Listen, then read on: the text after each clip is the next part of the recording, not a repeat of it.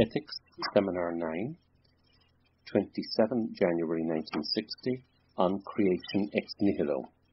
The wonders of psychoanalysis, that which in the real suffers from the signifier, the fable of the pot and the vase, introduction to Catharism, the drive, and ontological notion. I will take up my discussion of the function I attribute to the thing and the definition of sublimation with an amusing anecdote. After leaving you the other day, I was conscience-stricken, as I often am when I feel I haven't exhausted the bibliography on the subject I am treating, and I looked up that very afternoon 2 articles by Melanie Klein that are referred to by Glover. They have been collected in Contributions to Psychoanalysis. The first of the articles, Infant Analysis of 1923, contains some very important things on sublimation and on the secondary phenomena of inhibition. That is to say, on how, in Klein's conception, functions in the child that are sufficiently libidinalized through sublimation are subsequently subjected to an effective inhibition. I'm not going to spend time on this, for it is to the very conception of sublimation that I want to draw your attention. All the misunderstandings that follow derive from the lack of insight into this problem. It was the second 1929 article entitled Infantile Anxiety Situations Reflected in a Work of Art and in the Creative Impulse that I regretted not having looked at. It isn't short, but as sometimes happens, it gave me the satisfaction of hitting my purposes like a glove.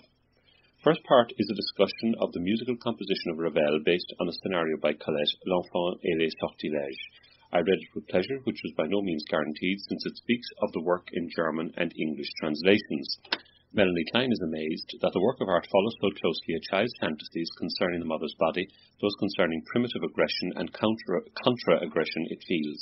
In short, it is quite long and agreeable statement of those features in the imagination of the creator of the work of art, and especially of the composer, that are in remarkable accordance with the primordial and central field of the psychic structure as indicated by the Kleinian fantasies derived from child analysis.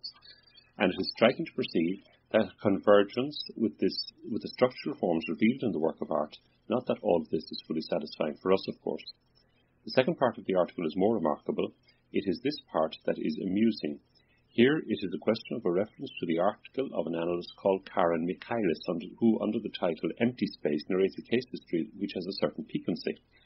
According to the 4 pages that summarize it, a striking limit case is involved, but it isn't described in such a way that one can offer a certain diagnosis or know if it should be described as melancholic depression or not. The case concerns a patient whose life is briefly sketched out and who is called Ruth Carr. She was never a painter, but at the center of the lived experience of her crisis of depression, this woman always complained of what she called an empty space inside her, a space she could never fill. I won't bother you with the episodes of her life. In any case, helped by her psychoanalyst, she gets married, and once she gets married, things go well at first, yet after a short period of time, we find a recurrence of the attacks of melancholia, and here we come to the wonder of the case. We find ourselves, in effect, in the domain of those wonders of psychoanalysis that works of this kind bring out, although not without a certain naive satisfaction. For a reason that isn't made clear, the walls of the young couple's house are covered with the paintings of the brother-in-law who was a painter, including one room in particular.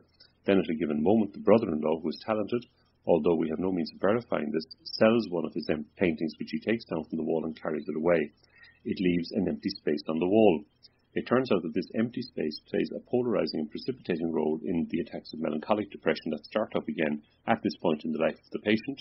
She recovers from them in the following way. One fine day she decides to daub a little on the wall and to fill up that damned empty space that has come to have for her such a crystallizing power and whose function we would like to know more about in her case with a better clinical description.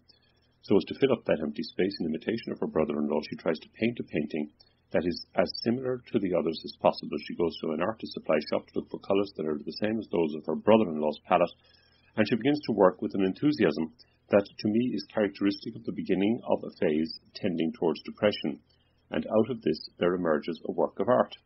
The amusing part of the story is that when the thing is shown to the brother-in-law and the patient's heart is beating with anxiety, she waits for the connoisseur's verdict. He almost flies into a rage. You will never make me believe that it is you who painted that, he tells her. It's the work of an artist, not just an experienced artist, but a mature one. The devil take your story. Who could it possibly be? They are unable to convince him, and he continues to swear that if his sister-in-law painted that, then he can conduct a Beethoven symphony at the Royal Chapel, even though he doesn't know a note of music. This tale is narrated with a lack of critical distance at the hearsay involved, which cannot fail to inspire some reservations. Such a miracle of technique is, after all, worth subjecting to some fundamental questions. But it is not very important from our point of view. Melanie Klein finds confirmation of a structure that seems to her illustrated admirably here. and you cannot fail to see how that structure coincides with the central plan I use to present a topological diagram of the way in which the question of what we call the thing is raised. As I said before, the Kleinian doctrine places the mother's body there, and she locates the phases of all sublimation there, including such miraculous sublimations as that of this spontaneous accession, one might call it an illumination, of a novice to the most expert forms of pictorial technique. Mrs. Klein finds her theory confirmed, and that no doubt explains her lack of astonishment by the series of subjects painted by her patient with the purpose of filling up the empty space. First there is a nude negress, then a very old woman with all the signs of the weight of years, of disillusion, of the inconsolable resignation of extremely advanced age, and the series ends with the rebirth, the re-emergence into the light of day of the image of her own mother at the height of her beauty, as a result of which we have, according to Melanie Klein, QED, all we need to understand the motivation of the whole phenomenon. The amusing thing here is surely what we are told concerning the topology in which the phenomena of sublimation are situated, but you must sense that we are left a little in the dark concerning its very possibilities. I am trying to give you the information about sublimation required if we are to account for its relation to what we are calling the thing in its central position, as far as the constitution of the reality of the subject is concerned. How can we define it more precisely in our topology? The little example from the last time, borrowed from the psychology of collecting, an example that you would be wrong to hope exhausts the subject, although it does allow us to go quite a long way in the right direction, illustrates in brief the transformation of an object into a thing, the sudden elevation of the matchbox to a dignity it did not possess before, but it is a thing that is not, of course, the thing. If the thing were not fundamentally veiled, we wouldn't be in the kind of relationship to it that obliges us, as the whole of psychic life is obliged, to encircle it or bypass it in order to conceive it. Wherever it affirms itself, it does so in domesticated spheres. That is why spheres are defined thus. It always presents itself as a veiled entity. Let's say today that if the thing occupies the place in the psychic constitution that Freud defined on the basis of the thematics of the pleasure principle, this is because the thing is that which in the real, the primordial real, I would say, suffers from the signifier. And you should understand that it is a real that we do not yet have to limit, the real in its totality, both the real of the subject and the real he has to deal with as exterior to him. In effect, the first relation that is constituted in the subject in the psychic order, which is itself subject to homeostasis or the law of the pleasure principle, involves flocculation, the crystallization into signifying units. A signifying organization dominates the psychic apparatus as it is revealed to us in the examination of a patient, whereupon we can say in a negative way that there is nothing between the organization in the signifying network, in the network of the Vorstellung Repräsentanzen, and the constitution in the real of the space or central place in which the field of the thing as such presents itself to us.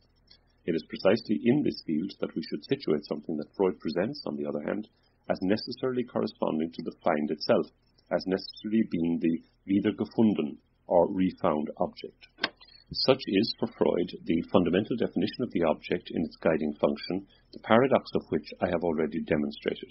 For it is not affirmed that this object was really lost. The object is by nature a refound object, that it was lost as a consequence of that, but after the fact. It is thus refound without our knowledge, except through refinding that it was ever lost. We come once again upon a fundamental structure which allows us to articulate the fact that the thing in question is, by virtue of its structure, open to being represented by what I called earlier in connection with boredom and prayer, the other thing. And that is the second characteristic of the thing as veiled. It is by nature, in the refining of the object, represented by something else. You cannot fail to see that in the celebrated expression of Picasso, I do not seek, I find, that it is in the finding, trouver, the trobar of the Provençal troubadours, and the trouvère of all the schools of rhetoric that takes precedence over the seeking. Obviously, what is found is sought, but sought in the paths of the signifier. Now, this search is, in a way, an anti-psychic search that by its place and function is beyond the pleasure principle. For according to the laws of the pleasure principle, the signifier projects into this beyond equalization, homeostasis, and the tendency to the uniform investment of the system of the self as such. It provokes its failure. The function of the pleasure principle is, in effect, to lead the subject from signifier to signifier by generating as many signifiers as are required to maintain at as low a level as possible the tension that regulates the whole functioning of the psychic apparatus.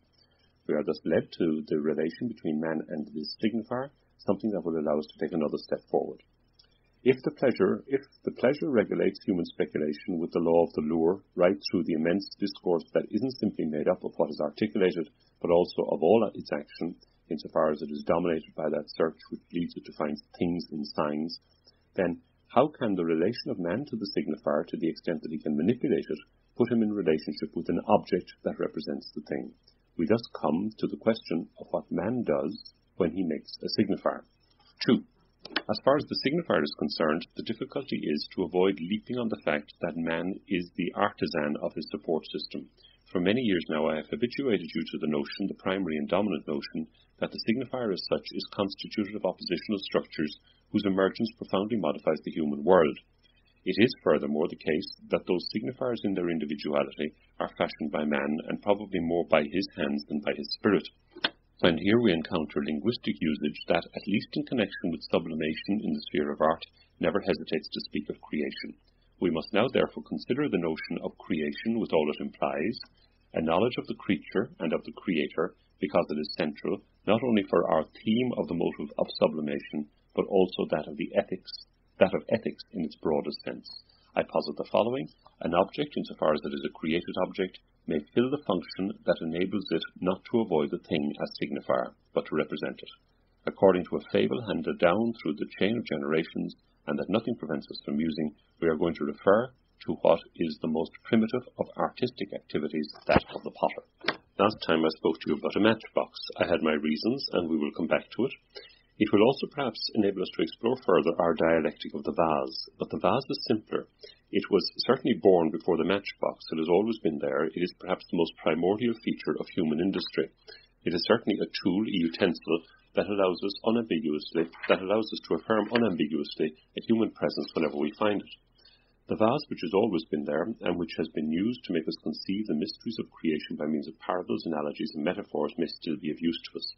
To have confirmation of the appropriation of the vase for this purpose, look up what Heidegger affirms when he writes about das Ding.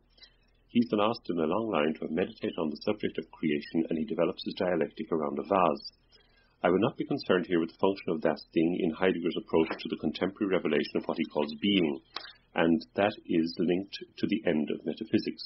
You can all easily go to the volume entitled Essays and Lectures and re-enter the article on das Ding. You will see that the function Heidegger assigns it of uniting celestial and terrestrial powers around it in an essential human process. Today I want simply to stick to the elementary distinction as far as the vase is concerned between its use as a utensil and its signifying function. If it is really a signifier, and the first of such signifiers fashioned by human hand, it is in its signifying essence a signifier of nothing other than of signifying as such, or in other words, of no particular signified. Heidegger situates the vase at the centre of the essence of earth and sky. It unites first of all by virtue of an act of libation, by its dual orientation, upwards in order to receive, and down and towards the earth, from which it raises something. That's the function of a vase. This nothing in particular that characterizes it in its signifying function is that which in its incarnated form characterizes the vase as such. It creates the void and thereby introduces the possibility of filling it. Emptiness and fullness are introduced into a world that by itself knows not of them. It is on the basis of this fabricated signifier, this vase, that emptiness and fullness as such enter the world, neither more nor less, and with the same sense. This is the moment to point to the fallacious opposition between what is called concrete and what is called figurative. If the vase may be filled, it is because, in the first place, in its essence, it is empty, and it is exactly in the same sense that speech and discourse may be full or empty. That's a question that we took up at a certain conference at Royaumont, where I insisted on the fact that a mustard pot possesses as essence in our practical life the fact that it presents itself as an empty mustard pot. This comment, that must at the time have passed for a concetto or conceit, will find an explanation in the argument that I am developing here. Go as far as your fantasy allows you in this direction. I don't, in fact, mind if you recognize the name of bornibus, which is one of the most familiar and opulent forms taken by a mustard pot, a divine name, since it is bornibus who fills these pots. We are limited to this. We are, so to speak, bound by bornibus. Bornibus is the trade name of well-known French manufacturer of mustard. The pun at the end of the sentence depends on the play of words between bornibus and suborné. The example of the mustard pot and the vase allows us to introduce that around which the central problem of the thing has revolved, to the extent that it is the central problem of ethics, namely, if a reasonable power created the world, if God created the world, how is it that whatever we do or don't do, the world is in such bad shape? The potter makes a pot starting with a clay that is more or less fine or refined, and it is at this point that our religious preachers stop us, so as to make us hear the moaning of the vase in the potter's hand. The preacher makes it talk in the most moving ways, even to the point of moaning, and makes it ask its creator why he treats it so roughly, or on the contrary so gently.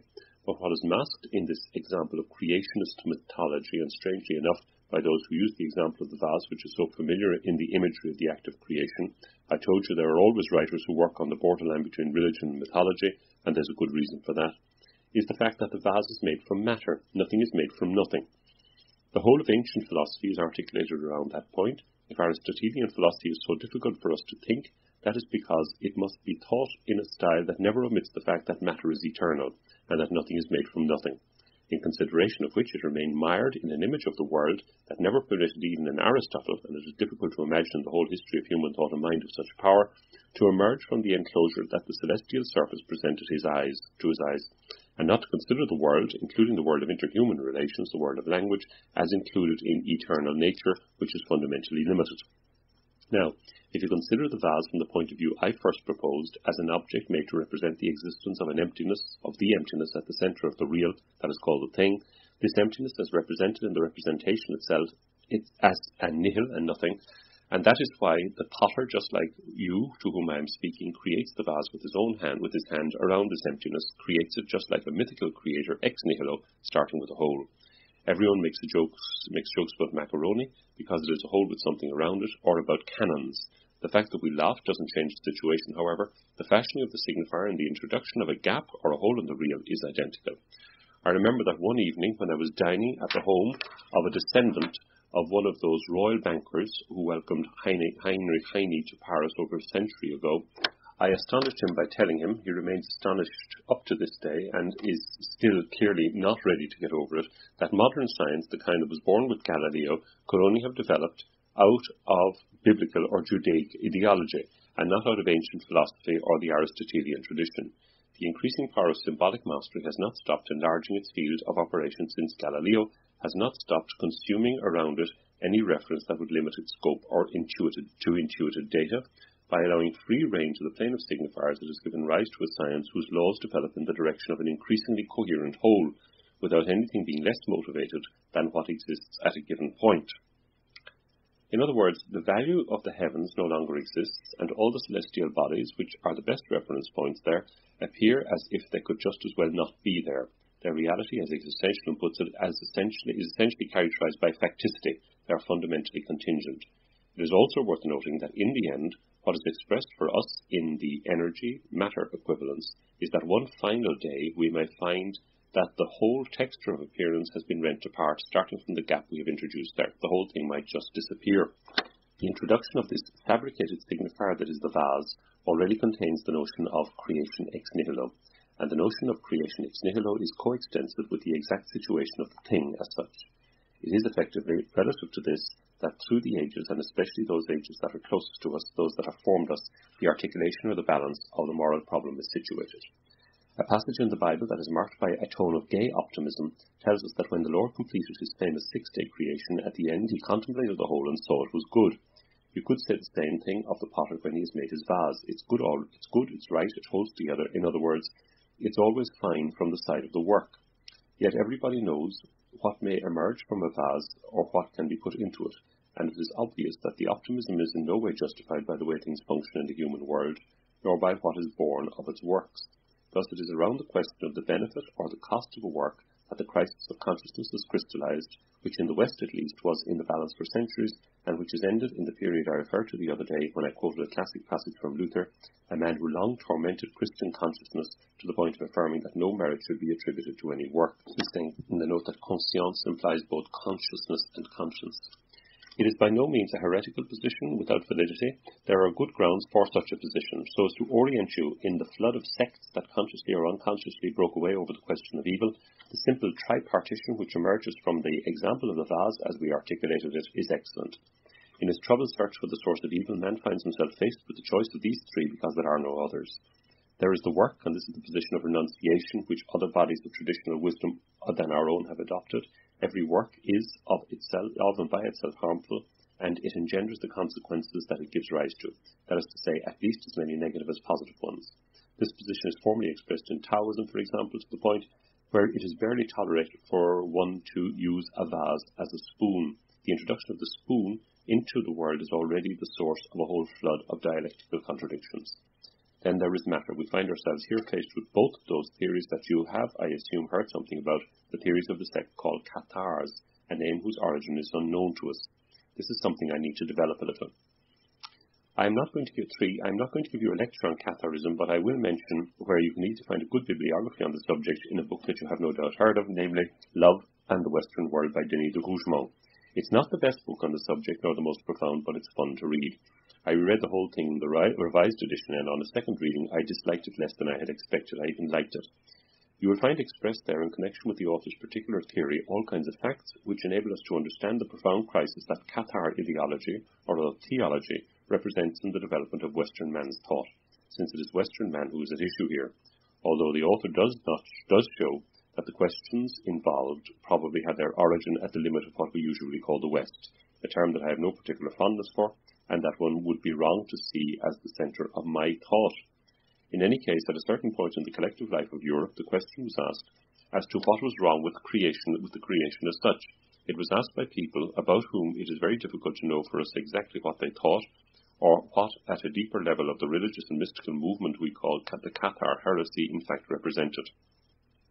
One can even say that it is the only example in history in which a temporal power proved to be so efficient that it succeeded in eliminating almost all traces of the trial.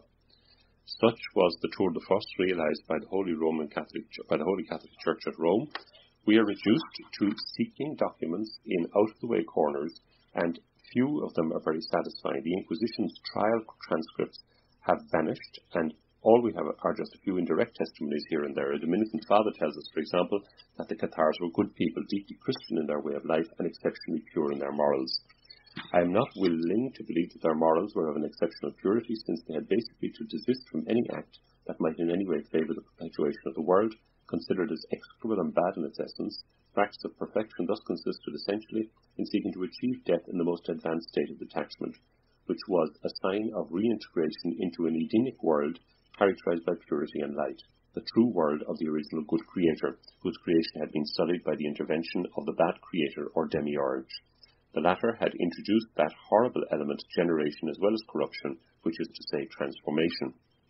It is from the Aristotelian perspective of the transformation of matter into other matter, which engenders itself, that the perpetuity of matter became the site of evil. The solution, as you see, is simple. It has a certain coherence if it doesn't have all the rigour one would like. One of the rare solid documents that we have on the enterprise, for we do not really know what was the basic doctrine of the Cathars, is a late work which is therefore likely to provoke some doubt. It was discovered in 1939, was published under the name of the Book of Two Principles. It is easy to find under the title of Cathar Writings, a fine book edited by René Nelly. Evil is in matter, but evil can be elsewhere as well. The question remains open, and it is no doubt an indispensable key if one is to understand what happened historically to moral thought on the topic of evil. Evil may be not only in works, not only in execrable matter, from which the whole subsequent ascetic task will consist in turning away, without, however, entering the world we call mystic, and which might just as well be called mythic or indeed illusory. Evil may be in the thing. May be in the thing insofar as it is not the signifier that guides the work, or insofar as it is not the matter of the work either, but only insofar as at the heart of the myth of the creation on which the whole issue depends, it maintains the presence of the human factor. And it should be noted parenthetically that whatever you do, even if you don't give a tinker's curse for the Creator, it is nevertheless true that you think of the notion of evil and interrogate it in creationist terms. The thing is in effect involved insofar as it is defined by the fact that it defines the human factor, although, as we know, the human factor escapes us. In this connection, the human factor will not be defined otherwise than in the way I defined the thing just now, namely that which in the real suffers from the signifier. Note the following. Freudian thought directs us to raise the problem of what it is exactly that one finds at the heart of the functioning of the pleasure principle, namely a beyond of the pleasure principle, and very probably that which the other day I called a fundamentally good or bad will. It is, of course, true that all kinds of traps or temptations present themselves to your thinking, such as questions of whether what we call man, as if it were so easy to define man, is fundamentally good or bad. But it's not a question of that, it is rather a question of the whole. The fact is, man fashions this signifier and introduces it into the world. In other words, we need to know what he does when he fashions it in the image of the thing, whereas the thing is characterized by the fact that it is impossible for us to imagine it. The problem of sublimation is located at this level. That is why I have chosen the history of the Minne as a point of departure. I began there because it is of exemplary value and because the word is unambiguous in German.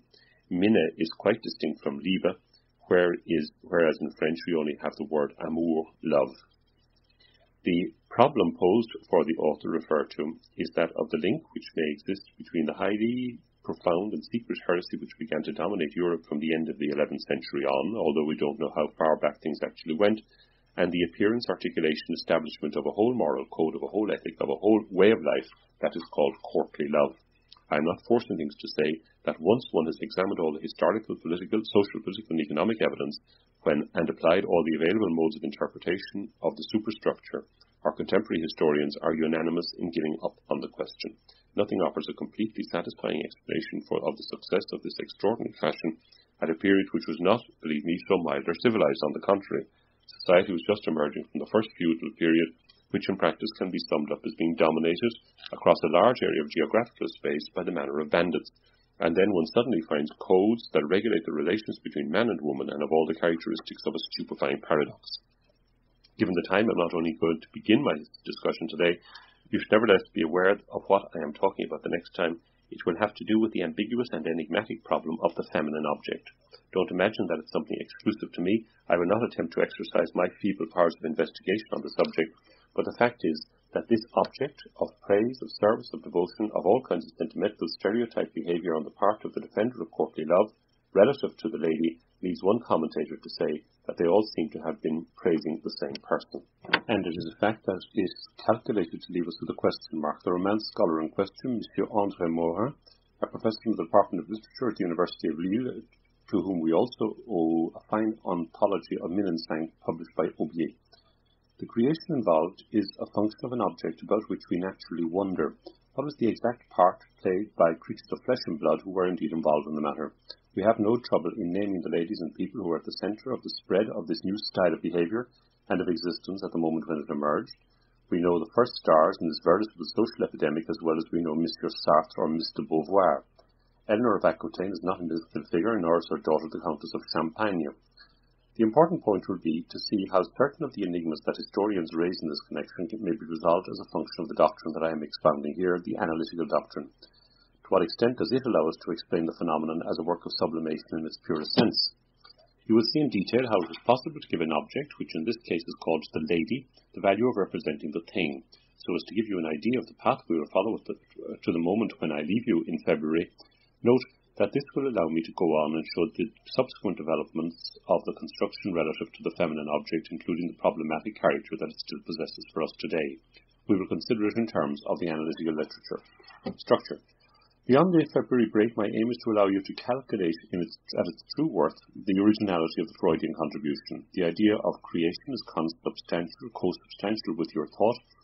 You cannot think, no one can think, except in creational terms. What you take to be the most familiar model of your thought, namely evolutionism, is with you, as with all your contemporaries, a form of defence, clinging to religious ideals, which prevents you from seeing what is happening in the world around you. But it is not because you, like everyone else, whether you know it or not, are caught up in the notion of creation, that the Creator is in a clear position for you. It is obvious that God is dead. That is something Freud expresses from one end of his myth to the other. Since God derives from the fact that the Father is dead, that clearly means that we have all noticed that God is dead. And that is why Freud reflects so intensely on the subject, but at the same time, because it was the originally dead Father that God releases, he too was dead from the beginning. The question of the creator in Freud is, therefore, attached nowadays to that which continues to function on that term. That is the goal of our inquiry this year. The form of the question concerning what the thing is all about has to be addressed by us. It is something that Freud considers in his psychology of the drive, for the trieb can in no way be limited to a psychological notion. It is an absolutely fundamental ontological notion, which is a response to a crisis of consciousness that we are not necessarily obliged to identify since we are living in it. However we live in it, in any case, the intention of what I am trying to expound before you is to attempt to make you aware of it. End of Seminar 9, the 27th of January 1960. Minne in Collins is courtly love, and minne dienst is homage rendered by a knight to his lady, and minne sang or minne lied is minne lied,